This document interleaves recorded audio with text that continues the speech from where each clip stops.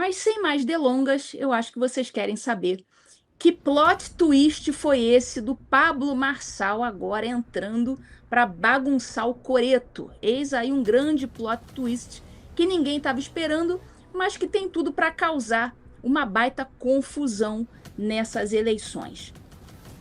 Vocês devem ter visto, né? Mesmo inelegível até 2032, PRTB lança Pablo Marçal como candidato à presidência. Bom, é isso mesmo. Ele mesmo inelegível, ele se candidatou à presidência. E aí você me pergunta, mas espera aí, se ele está inelegível, ele pode concorrer mesmo assim? Como que uma pessoa que é inelegível quer se eleger? Não faz sentido, né? E se a resposta for positiva, ou seja, se ele puder concorrer, outra pergunta se coloca: e se ele ganhar? Ele vai ganhar, mas não vai levar? Não é isso? Se ele ganhar, ele ganha, mas não leva. Ou ainda, será que teria alguma chance dele reverter o quadro dele de inelegibilidade? Tem muitas perguntas para serem respondidas aqui sobre esse caso. É um caso juridicamente muito rico, muito interessante. Então fica aqui comigo que eu vou responder a essas perguntas, mas desde já vou fazer aqui um disclaimer, tá? Eu vou adiantar já uma situação aqui. Como eu já disse 1 milhão de vezes, eu não faço campanha para nenhum candidato, não faço parte de militância política e aqui eu pretendo fazer uma análise jurídica desse caso, porque tem questões jurídicas para serem decididas aqui, inclusive com o envolvimento dos TREs e do TSE. Então, aqui a análise jurídica não se confunde com militância nem antimilitância para esse candidato. Como o professor Olavo sempre dizia, você não pode querer fazer uma análise que, a depender do resultado, as pessoas vão dizer que você é contra ou a favor daquela pessoa que você está analisando. Ou seja, se eu concluir que o Marçal não tem condições jurídicas de ser candidato, aí vai aparecer gente aqui entendendo que eu não gosto do Marçal, que eu sou contra o Marçal. E vai ter gente entendendo o contrário. Se eu disser que ele tem alguma chance, juridicamente falando, vai ter gente dizendo que eu gosto dele, que eu sou partidária dele, que eu sou militante. É isso que o Olavo chamava de gente com dois neurônios só, é o contra e o a favor. São pessoas que não conseguem distinguir uma análise política ou jurídica de uma simpatia pessoal. Mas eu acho, sinceramente, que a maioria dos militantes políticos de neurônios contra e a favor, eu acho que eles já saíram daqui do canal. Eu acho que eles já foram lá para os inúmeros canais de militância política, que lá é o lugar deles, não aqui. Eu acho que esse pessoal já deve ter saído daqui. Então, dito isso, vamos para a análise, sim, análise isenta do caso do Pablo Marçal.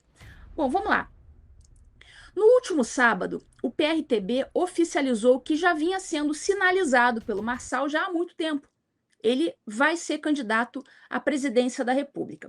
Só que tem um detalhe, né? Ele está inelegível até 2032. E eu vou explicar aqui para vocês por que ele, mesmo assim, conseguiu registrar essa candidatura. Bom, vamos aos fatos. Depois de idas e vindas, ele chegou ele anunciou uma filiação esse ano à União Brasil em março, enquanto o PRTB já tinha lançado a pré-candidatura do próprio presidente nacional, Leonardo Avalanche. Então a situação do Marçal foi resolvida por uma liminar. O juiz Gustavo Nardi, da 428ª Zona Eleitoral de Santana do Parnaíba, autorizou a regularização provisória da filiação do Marçal ao PRTB, que era o partido dele, com efeitos retroativos a 4 de abril. Por quê? 4 de abril era o prazo final para a filiação partidária válida para essas eleições. Então, se você se filia a um outro partido depois de 4 de abril, você já não poderia mais concorrer. Então, esse era o prazo. E o Marçal, então, conseguiu essa filiação retroativa a essa data. Então, com essa liminar em mãos, o PRTB, então, conseguiu incluir a candidatura do Marçal ali no sistema do TSE no último sábado. Mas atenção, pessoal, essa inclusão no sistema não significa, tá? Fique bem claro, não significa que a candidatura dele está aprovada pela Justiça Eleitoral. Isso só significa que ele conseguiu se registrar. Se vai ser aprovada pela Justiça Eleitoral ou não, aí é outra coisa. A Justiça Eleitoral ainda vai analisar esse pedido de registro. Muita água vai rolar ainda. Ainda vai analisar e pode indeferir, inclusive, esse pedido, exatamente por conta daquela questão da inelegibilidade que eu vou detalhar no TV em Justiça de hoje. Então, aqui está o núcleo jurídico da nossa conversa de hoje. O Pablo Marçal, ele respondeu na Justiça Eleitoral a 3 ações distintas, todas originadas daquela campanha dele, a Prefeitura de São Paulo, quem não lembra, né, em 2024. Então, essas 3 ações, elas foram julgadas em primeira instância, inclusive pelo mesmo juiz. O nome dele é Antônio Maria Patinho Zorzi, da primeira zona eleitoral da capital paulista. Bom, a primeira ação que rolou contra o Pablo Marçal foi movida pelo PSOL, do então candidato Guilherme Boulos, né, quem não lembra, e pelo PSB também. E nessa ação, eles disseram que o Marçal estava oferecendo apoio público a candidatos a vereador em troca de doações de R$ 5.000 via Pix para a campanha dele, o que foi chamado de venda de apoio político. Vou colocar aqui para vocês lembrarem. Vamos fazer aqui uma retrospectiva do caso Pablo Marçal. Ó, Marçal promete vídeo para candidato que doar 5.000 para a campanha dele. Então, assim, quem doasse 5.000, ele ali fazia um videozinho de apoio para vereador. Então, foi chamado de venda de apoio político. E então, em fevereiro do ano passado, o juiz condenou o Marçal por isso aí, por abuso de poder político e econômico, uso indevido dos meios de comunicação e captação ilícita de recursos, com pena de inelegibilidade de 8 anos. Só que, em novembro, o TRE de São Paulo, por unanimidade, reverteu essa condenação em segunda instância. Ou seja, essa primeira ação aqui, da tal venda de apoio político, essa primeira já morreu. Essa ação já não está pesando mais contra ele, ela já está resolvida. Tá? Então, essa aqui ele respondeu e ele conseguiu ganhar. A segunda ação é a que realmente sustenta a inelegibilidade do Marçal até hoje. Foi daquele negócio de campeonato de cortes, quem não lembra?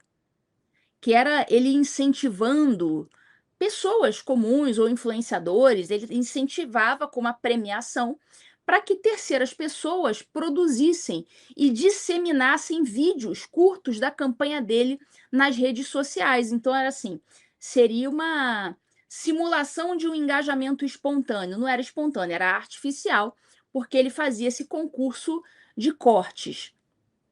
O juiz de primeira instância condenou Marçal por uso indevido de meios de comunicação social. Ele também ficou inelegível por 8 anos e a inelegibilidade de 8 anos foi mantida pelo TRE de São Paulo em dezembro, por 4-3, olha só. Então, a votação foi apertada. Esse negócio de concurso de corte, eu, sinceramente, tá, independentemente de quem é o Marçal, eu, sinceramente, eu acho que qualquer candidato pode fazer isso. Gente, vamos fazer aqui um campeonato de corte. Isso aí era um instrumento que estava na mão do Marçal e que também estava nas mãos de qualquer outro candidato. Qualquer outro candidato poderia fazer isso. Mas, para você ver, a coisa é tão controversa que ele foi condenado realmente, mas foi de 4-3. Então, a votação foi apertada. A corte ainda chegou a afastar as acusações de captação ilícita e de abuso de poder econômico, mas manteve o uso indevido dos meios de comunicação. E para deixar essa condenação dele ainda mais consolidada, na semana passada o TRE de São Paulo rejeitou por 7-0 os embargos que ele apresentou nesse processo. Então o TRE de São Paulo está reafirmando a condenação do Marçal por aquele episódio do campeonato de cortes, certo? E é essa ação que está dando inelegibilidade para ele até 2032. né, já que a pena de 8 anos de inelegibilidade passou a contar a partir da eleição de 2024. Ainda tem uma terceira ação, que foi movida também pelo PSB, ela é mais ampla e apura umas 10 condutas diferentes. Até coloquei aqui, essa ação ainda está tramitando. A Justiça Eleitoral notifica Pablo Marçal por sorteio de boné em campanha. Então, sorteio de boné, sorteio de dinheiro para quem interagisse nas redes, né? O uso de perfis e dados de empresas, do próprio Marçal para propaganda, impulsionamento pago por terceiros, tem um monte de coisa aí que ele está respondendo. Incitação para que eleitores produzissem material de campanha dele, driblando as regras de arrecadação, recebimento de recursos por vias indevidas e até anúncios pagos, né, com contas hospedadas no exterior. Então, essa terceira condenação por esse caso aí veio em julho do ano passado, também com pena de 8 anos de inelegibilidade, mas essa ainda não foi julgada na segunda instância, no TRE. Foi julgada só pelo juiz eleitoral. Então, essa daqui está pendente de decisão em segunda instância. Então, resumindo o placar das ações eleitorais do Pablo Marçal. São 3 ações. Uma, ele ganhou. Então, uma está descartada. A outra ainda está rolando. Ele já foi condenado, mas ele ainda tem direito a recurso, ou seja, ainda está rolando, que é essa daí. Só aquela segunda que eu citei, a do campeonato de cortes, é que foi mantida e já está praticamente consolidada, certo? Então, só essa segunda ação sozinha do campeonato de cortes já basta para manter o Marçal inelegível até 2032, porque em matéria eleitoral, o recurso especial TSE normalmente não tem efeito suspensivo, ou seja, a inelegibilidade já vale ainda que caiba recurso, tá? E agora um esclarecimento técnico aqui para vocês, porque existe uma grande confusão entre 2 conceitos aqui. Inelegibilidade é uma coisa. Deixa eu tirar daqui. Inelegibilidade é uma coisa. Suspensão de direitos políticos é outra coisa, tá certo? Suspensão de direitos políticos seria o gênero. E a inelegibilidade seria uma espécie. Então, inelegibilidade é uma coisa mais restrita, uma coisa menor, e a suspensão dos direitos políticos seria algo muito mais grave, muito maior. Tá certo? A inelegibilidade está contida, digamos assim, na suspensão de direitos políticos. Tá certo? Vamos entrar aqui nesse detalhe. A inelegibilidade é uma sanção específica da Justiça Eleitoral e é prevista na Lei Complementar 64 de 90. E também é prevista na Constituição, no artigo 14, inciso 9, parágrafo 9. E a inelegibilidade tem um efeito único e muito limitado. Ela só impede a pessoa de se candidatar a cargos eletivos durante um prazo determinado. Só isso. Ela está proibida de ser eleita, certo? Quem está inelegível continua podendo votar normalmente. Quem está só inelegível. É uma coisa você tá com as duas coisas, como é o caso do Bolsonaro. Ele está com os direitos políticos suspensos e também inelegível. O Bolsonaro está com as duas coisas. O Pablo Marçal está com uma coisa só, inelegibilidade. Então, ele está inelegível, o Marçal, mas ele pode votar, ele só não pode ser eleito. Ele pode votar, só não pode ser votado, certo? Então, ele continua podendo votar, ele continua podendo se filiar a partidos, ele continua com todos os seus outros direitos políticos preservados. É exatamente essa a situação do Marçal hoje.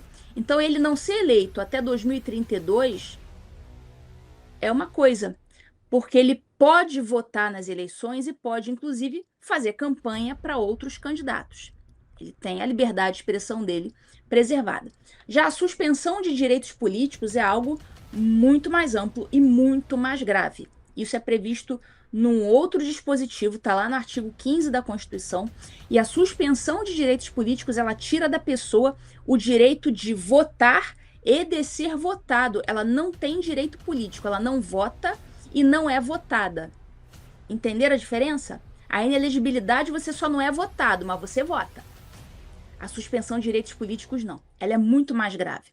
E isso só ocorre em algumas hipóteses taxativas que estão lá na Constituição, que é cancelamento de naturalização, incapacidade civil absoluta, recusa de cumprir obrigação por motivo de consciência, condenação por improbidade administrativa e o ponto que interessa para a gente aqui, a condenação criminal transitada em julgado, que é o caso do Bolsonaro. Enquanto durarem os efeitos da condenação, a pessoa fica sem direitos políticos. E é exatamente isso que eu fui verificar. Eu fui ver se o Pablo Marçal tinha alguma condenação criminal que pudesse gerar, além da inelegibilidade dele, que a gente já sabe que já tem, que pudesse gerar essa suspensão de direitos políticos. E a resposta é: ele teve no passado uma condenação criminal, isso chegou a ser noticiado, mas essa condenação ela não produz mais esse efeito, porque já tem muito tempo e ela prescreveu. Foi aquele caso lá, que ele foi condenado na Justiça Federal de Goiás por conta de um suposto esquema de fraudes bancárias. Ele tinha 18 anos na época. Enfim, ele acabou se livrando desse processo, esse processo prescreveu, e essa distinção explica exatamente por que ele conseguiu registrar a candidatura dele mesmo inelegível. Porque o sistema do TSE aceita o registro cabendo depois, aí, pulo do gato, o sistema do TSE ele vai receber aquele registro, certo? Depois, cabe à Justiça Eleitoral decidir se vai deferir ou indeferir esse registro de candidatura, à luz de eventuais condenações que ele possa ter. Então, se ele tivesse com direitos políticos suspensos, aquela situação mais grave, talvez, né, eu suponho que nem esse registro inicial ele não teria conseguido. Tá? É uma suposição minha aqui. Eu nunca me candidatei, eu nunca fiz o registro nesse sistema do TSE. Mas olha só, uma coisa chamou a atenção. Em 2024, quando ele disputou a prefeitura de São Paulo, o Marçal, vocês viram essa? Ele declarou 169 milhões de reais em bens. E agora, 2 anos depois só, ele declara 7,4 bilhões. Um salto de mais de 4.000%. A maior fatia, mais de 90% desse total, está concentrada numa única aplicação de renda fixa no Banco Itaú, em que ele declara 6,7 bilhões de reais nessa aplicação. Tem ainda um terreno em Santana de Parnaíba, avaliado em 400 e tantos milhões, tem participações societárias. Enfim, ele se torna com isso o candidato mais rico entre os registrados para a presidência. Eu não sei se houve algum erro ali, se houve algum zero a mais, mas muita gente está dizendo que ele pode ter errado nessa declaração aí, ter colocado zero a mais. Mas, enfim, vocês lembram também uma situação que envolve o Marçal, que é aquele laudo falso do Guilherme Boulos, que ele divulgou? Aquilo ali deu um BO danado na época. Quem lembra da história do laudo falso do Boulos? O laudo falso contra Boulos tem RG errado e assinatura de médico que morreu. O Marçal divulgou isso aí na época e deu um BO. Esse episódio ele ficou pendente até muito recentemente. Tanto a Polícia Civil de São Paulo quanto a Polícia Federal confirmaram que o laudo era falso. Tá? Isso aí está resolvido. A assinatura pertencia a um médico já falecido, José Roberto de Souza, e essa assinatura teria sido forjada. Em fevereiro desse ano, eu fui ver como é que estava esse processo aí. Aí eu descobri que era um processo civil e outro criminal. Em relação ao criminal, é o que me interessa para ver a questão da suspensão dos direitos políticos. Aí eu vi que, nesse processo penal, o Marçal ele fechou um acordo com a Justiça Eleitoral para suspender essa ação penal por 2 anos, que é a suspensão condicional do processo, com aquelas condições: comparecimento trimestral em juízo, proibição de deixar a comarca de Barueri sem autorização, proibição de frequentar bar, boate, casa de prostituição. São aquelas regras típicas da suspensão do processo, mais uma prestação pecuniária, ou seja, não houve absolvição e nem condenação nesse caso. O processo está suspenso, condicionado ao cumprimento dessas obrigações. Se o Marçal cumprir integralmente por 2 anos essas condições, aí o juiz vai simplesmente declarar extinta a punibilidade e o processo vai acabar sem condenação e sem gerar antecedentes criminais. Mas se o Marçal descumprir, aí o processo é retomado e a denúncia volta a tramitar normalmente. O Boulos também, nesse caso, moveu uma ação separada na Justiça Comum por danos morais. E em fevereiro também, o Tribunal de Justiça de São Paulo condenou Marçal a pagar 100 mil de indenização ao Boulos por disseminação de desinformação. E o juiz foi bem duro na sentença, chamou o episódio de fabricação fria e calculada de uma mentira documental para destruir a honra do adversário. Marçal já disse que vai recorrer, é decisão de primeira instância, então ainda não é definitiva. E isso aí já gerou também uma condenação do vereador Rubinho Nunes, que compartilhou esse laudo. Ele já foi condenado em primeira instância e perdeu o mandato por causa disso. O autor original da postagem ainda aguarda o julgamento. Então, resumindo para você, nenhuma das duas frentes está definitivamente encerrada. Uma está suspensa por acordo e a outra está em fase de recurso, mas em ambas a falsidade do documento já está tecnicamente comprovada e reconhecida judicialmente. Era só para lembrar esse caso aí envolvendo o Marçal e o laudo falso lá do que ele acusou o Boulos, né, de usar substâncias.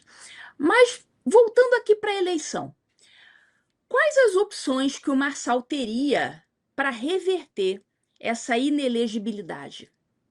Bom, primeira coisa, ainda cabe um recurso especial eleitoral ao TSE, que seria a última instância em matéria infraconstitucional eleitoral. Depois dele, em tese, ainda caberia um recurso extraordinário ao STF, mas só se houver uma questão genuinamente constitucional, já que o STF não reexamina provas. O ponto importante que explica por que ele já está inelegível até 2032, mesmo sem ter havido o trânsito em julgado, é a lei da ficha limpa, que é a lei complementar 135. Ela alterou a lei complementar 64 para que a inelegibilidade produza efeitos a partir de uma decisão de órgão colegiado. E o TRE São Paulo é o quê? É um órgão colegiado. Então, essa inelegibilidade já começa a produzir efeitos desde já, porque ele foi condenado por um órgão colegiado, ainda que ele tenha ainda esses recursos que eu mencionei. Então, foi exatamente para acabar com a possibilidade de um candidato empurrar com a barriga recursos indefinidamente e continuar elegível. Por isso que eles fizeram essa regra. Foi condenado por órgão colegiado, você está inelegível desde já. Você pode até depois continuar recorrendo e conseguir reverter, mas você já está inelegível. Então, por isso, a Justiça Eleitoral, agora, já pode negar o registro da nova candidatura dele à presidência, mesmo com recurso pendente no TSE, porque ele já é inelegível. Aí eu pergunto para você, e se ele ganhasse a eleição estando inelegível? Digamos que a Justiça Eleitoral permita que ele continue disputando. Olha só, tem várias hipóteses que podem acontecer, eu tive que escolher algumas aqui para trazer no programa. E se a Justiça Eleitoral permitir que ele continue disputando, ou seja, sob júdice, e ele vai ganhar a eleição? O que aconteceria? Ganhar a eleição estando inelegível. E aqui está o ponto mais interessante. Essa história tem muitas camadas de análise para a gente fazer. Pela regra da candidatura sub júdice, consolidada pela jurisprudência do TSE, um candidato nessa situação pode normalmente praticar todos os atos de campanha, inclusive aparecer na urna, ter seus votos apurados, mas tudo por conta e risco dele. Olha, a gente deixa você participar, mas pode ser que mais dali para frente a gente puxe o seu tapete. Mais ou menos isso. Então, a validade desses votos, caso ele receba, fica condicionada ao desfecho definitivo do processo de registro de candidatura, se esse registro vai ser validado ou não pelo TSE. Se ele ganha a eleição e a inelegibilidade é confirmada em definitivo antes da diplomação, pensa na seguinte, eu tô trabalhando aqui com hipóteses, né? Imagina que ele ganha a eleição. Ganhou. E dali a alguns dias, antes da diplomação, a Justiça Eleitoral chega e, e diz que ele não poderia ter se registrado. Decide isso aí. Então, a Justiça Eleitoral, nesse caso, simplesmente negaria diplomar. Então, ganhou, mas não vou te diplomar. Vai ter que fazer outra eleição. Se confirmada depois, então, digamos que ele seja diplomado, mas depois se verifique que aquilo ali estava errado, que ele não poderia ter se registrado para disputar, aí caberia a cassação do diploma ou do mandato. Não importa, em ambos os casos, teria que haver uma outra eleição. Olha só que confusão. Então, candidatura sub júdice é complicada, porque a depender depois do resultado, você pode precisar ter que fazer outro pleito. Então, o recurso especial do Marçal, caso ele recorra para o TSE, veja, o TSE é também o tribunal responsável pela diplomação do presidente eleito. Ou seja, o mesmo órgão que julgaria o recurso dele é quem decide se diploma ou não o candidato. Historicamente, o TSE ele prioriza resolver pendências de registro do candidato mais votado antes da diplomação, claro, justamente para evitar esse tipo de crise, né? Dado o tamanho do caso, um segundo turno vencido por um candidato sub júdice, eu sei que é tudo muito. Eu estou trabalhando com hipótese aqui, tá, pessoal? Porque o pessoal pergunta, pô, mas e se acontecesse isso? O que, que aconteceria? Eu estou trabalhando com hipótese, eu sei que isso é muito improvável, mas a gente tem que trabalhar aqui juridicamente, é um caso muito interessante da gente trabalhar. Eu penso aqui como se eu estivesse numa sala de aula discutindo um caso com os alunos. Então, o segundo turno vencido por um candidato sub júdice, a pressão institucional para julgar esse caso antes de dezembro seria enorme. Mas vamos a um cenário hipotético. Hipotético. Digamos que o Marçal vá para um segundo turno com o Lula e ele vencesse esse segundo turno. Mas antes da diplomação, a inelegibilidade dele transita em julgado. Essa é a hipótese que eu disse. Ganha a eleição, não chega a ser diplomado, é considerado inelegível antes, transita em julgado, não tem mais o que fazer. Então, isso se enquadra na hipótese de indeferimento do registro, mesmo depois da eleição. Então, o registro dele é como se nunca tivesse sido válido em nenhum momento. Então, a consequência, pela regra do artigo 224, parágrafo 3º do Código Eleitoral, se isso acontecesse, só a título de curiosidade, seria a convocação de uma nova eleição. Vou até colocar aqui para vocês verem, tá ali marcadinho de amarelo. Ó, a decisão da Justiça Eleitoral que importe o indeferimento do registro, a cassação do diploma, a perda do mandato de candidato eleito em pleito majoritário, que é o de presidente, acarreta a realização de novas eleições, independentemente do número de votos anulados. Então, essa é a consequência, ou seja, o Brasil teria que ir às urnas de novo, do zero, para escolher o próximo presidente. O Lula ele não herdaria o cargo por ter ficado em segundo lugar. Ah, o primeiro colocado foi considerado inelegível. Ah, então vamos dar a faixa presidencial para o segundo. Não é assim que acontece. Por isso que eu coloquei aqui, vou colocar aqui de novo, quem quiser tirar um print, o artigo 224, parágrafo 3º do Código Eleitoral. Então, não tem disso de segundo colocado, não. Você vai ter que fazer segundas eleições.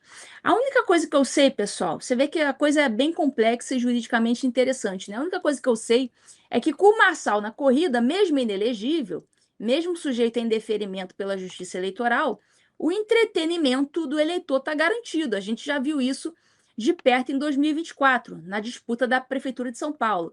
Meme, lacração, fala de impacto para viralizar, estilo de coach, a cadeirada do Datena. Isso foi, gostem ou não dele, um fenômeno de audiência digital sem precedentes numa eleição municipal brasileira. E é exatamente esse fenômeno que tende a se repetir agora em escala nacional, gerando corte, gerando meme, debate, brigaiada e, ao mesmo tempo, distraindo parte do eleitorado da complexidade jurídica real que está por trás dessa candidatura, que é um homem que pode não conseguir, tecnicamente, nem ter o registro deferido, mas que já domina a atenção do noticiário. Então, fica o resumo para vocês. Marçal está, sim, inelegível até 2032, mas não está com direitos políticos suspensos. Ele está apenas inelegível. Então, ele pode votar, só não pode ser votado. A Justiça Eleitoral ainda vai decidir se aceita ou não esse registro. O Partido Novo, inclusive, eu já vi hoje, já entrou com impugnação ao registro da candidatura do Marçal, inclusive argumentando uma outra coisa. O Partido Novo está dizendo que ele se registrou depois das 7 horas da noite, que seria o horário limite. Então, ainda tem esse outro elemento aí para bagunçar o coreto. Então, enquanto isso não se resolve, ele já garantiu, né? Ele está ali ocupando o centro do debate e resta saber se dessa vez a Justiça Eleitoral vai permitir que essa candidatura chegue ou não às urnas. Agora é pegar a pipoca que o entretenimento está garantido. É isso aí, pessoal. Vamos, então, para a nossa pauta número 2. Filiaram o Flávio Bolsonaro à omissão. Olha, é muita esculhambação essa eleição brasileira, né? É muita esculhambação.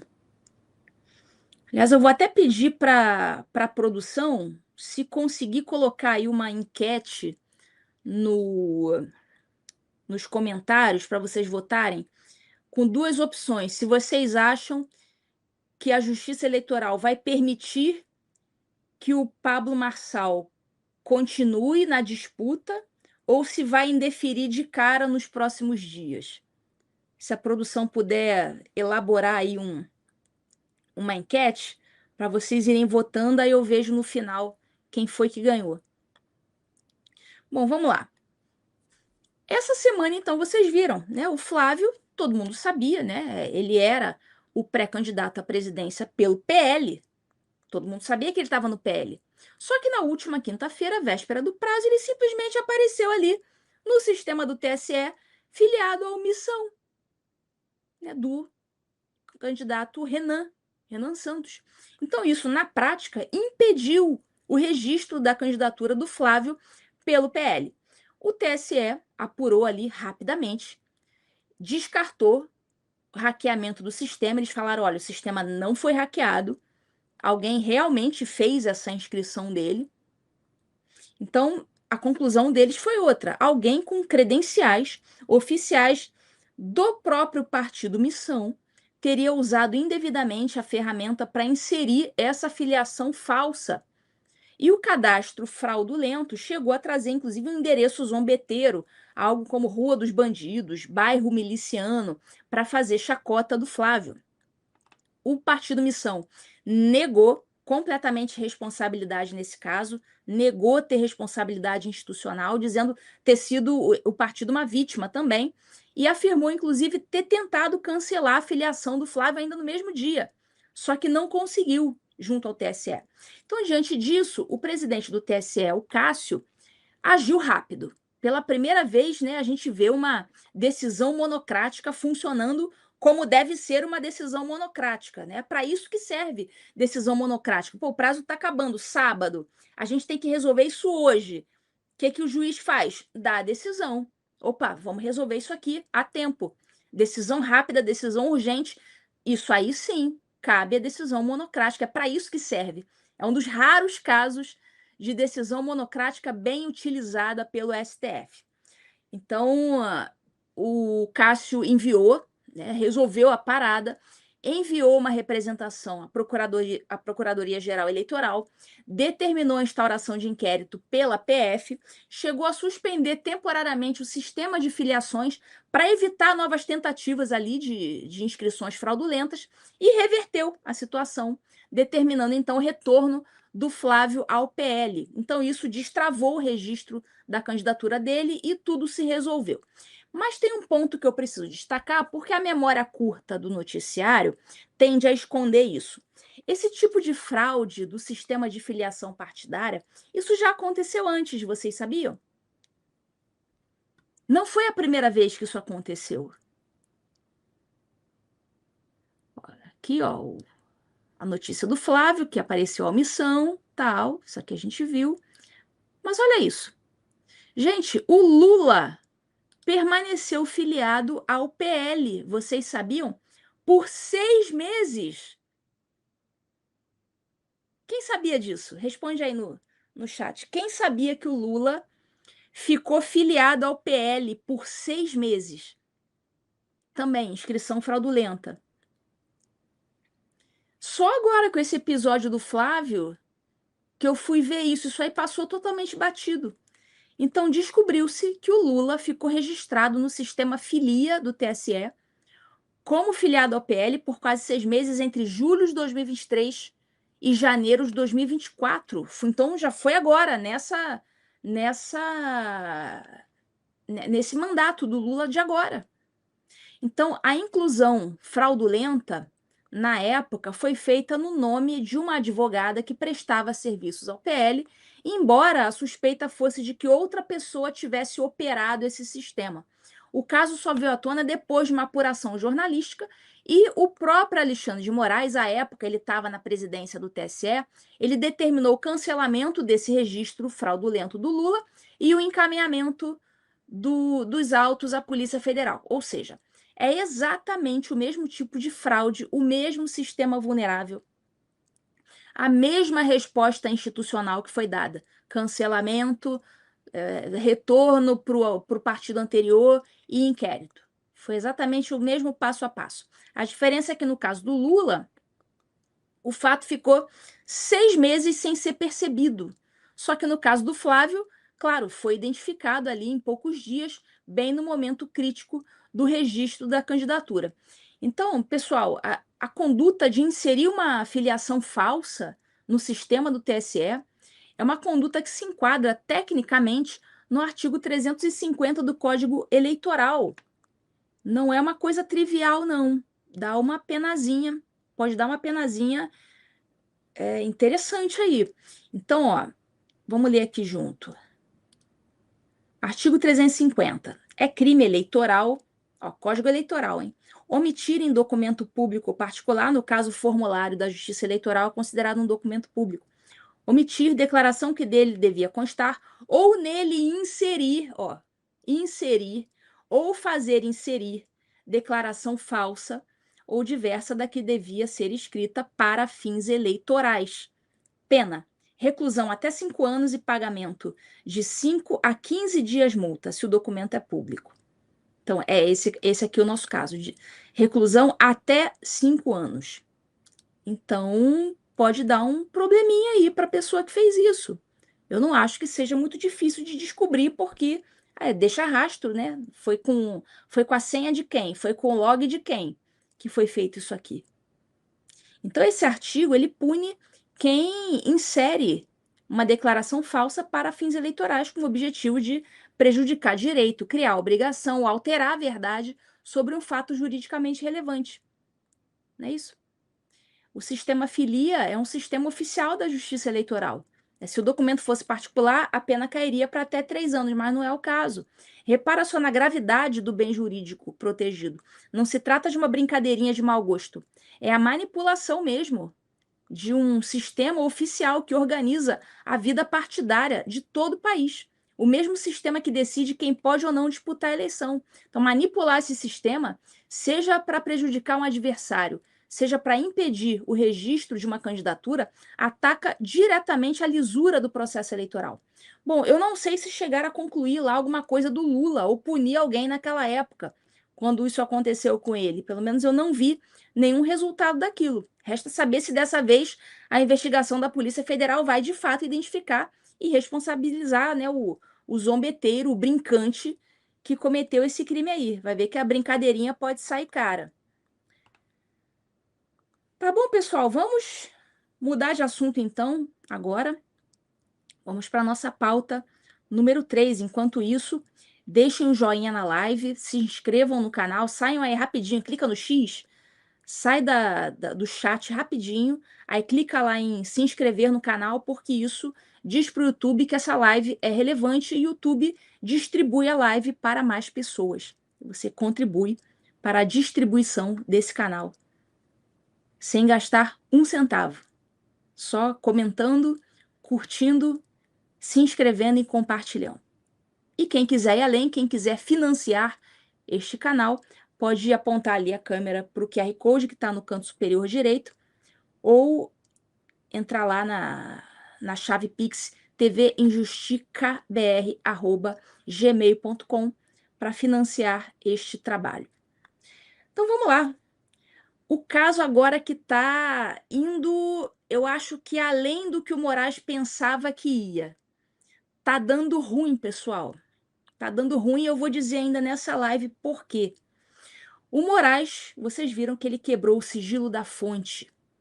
Existe uma frase simples na Constituição de 88. Ela diz que é assegurado a todos o acesso à informação e que fica resguardado o sigilo da fonte sempre que for necessário ao exercício profissional. É o artigo 5º, inciso 14. É uma garantia que protege jornalistas, advogados, médicos, protege quem recebe uma informação sensível e promete com a própria palavra que não vai revelar quem contou.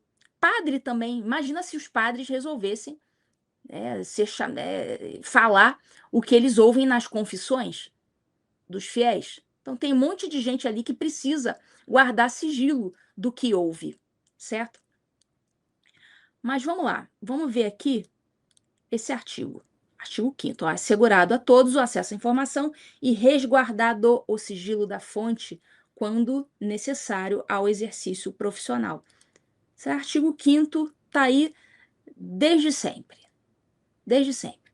Pois essa garantia do sigilo da fonte essa semana foi jogada no lixo. Por quem? Por quem? Quem? Quem jogou no lixo a Constituição? Mais uma vez. Sempre ele, a besta fera, Alexandre de Moraes. A gente nem se abala mais, né? É todo dia jogando a Constituição no lixo. Então, no dia 11 de agosto, aliás, dia do advogado, né? Ele autorizou a busca e apreensão contra o Raimundo Cutrim, que é ex-secretário de Assuntos Legislativos do Maranhão, e contra também, olha só, busca e apreensão contra um advogado também, não só contra esse ex-secretário, mas contra o advogado Diogo Diniz Lima. Os dois foram apontados pela PF como as fontes do jornalista Luiz Pablo, que é autor do blog do Luiz Pablo. O Luiz Pablo tinha publicado reportagens sobre o uso de um carro oficial do TJ do Maranhão por um ministro do STF e seus familiares para uma viagenzinha de lazer. Pois é, o ministro, que foi pego literalmente de calças curtas no episódio, foi o Flávio Dino. Vamos ver aqui o vídeo. A produção, puder colocar o vídeo para mim, por favor?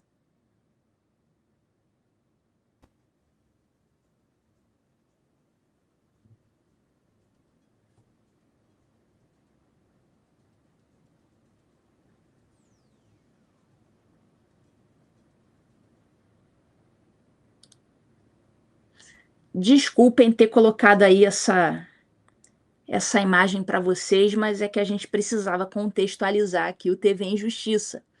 Então, o Flávio Dino foi pego literalmente de calças curtas, como vocês viram aí no vídeo. Ou seja, a Polícia Federal, com o aval do Alexandre de Moraes, foi atrás de quem passou a informação para o jornalista. Isso é, na prática, quebrar o sigilo da fonte, na marra, na força. É exatamente o que a Constituição proíbe. E tem mais um detalhe grave. Nenhum dos investigados tem foro privilegiado no STF. O jornalista Luiz Pablo não tem foro privilegiado, o advogado dele não tem, a fonte não tem, a fonte não tem, o advogado da fonte não tem, ninguém tem. Não são autoridades com direito a julgamento na corte. Então, por que o caso está no Supremo e não na primeira instância, como manda a regra geral? A resposta oficial é que o processo foi distribuído ao Alexandre de Moraes por conexão com o inquérito das fake news. O Alexandre de Moraes, ele é prevento para tudo no mundo, né? Aquele inquérito aberto em 2019 já fez aniversário de 7 anos. Inquérito sem objeto definido, que nunca acaba e que já virou, na prática, um guarda-chuva para justificar qualquer investigação que interesse aos ministros. Isso, por si só, já configura uma violação do princípio do juiz natural. Ninguém pode ser julgado por um tribunal escolhido a dedo, depois que o fato já aconteceu. E nem muito menos pode ser julgado pelo tribunal que abriga a suposta vítima.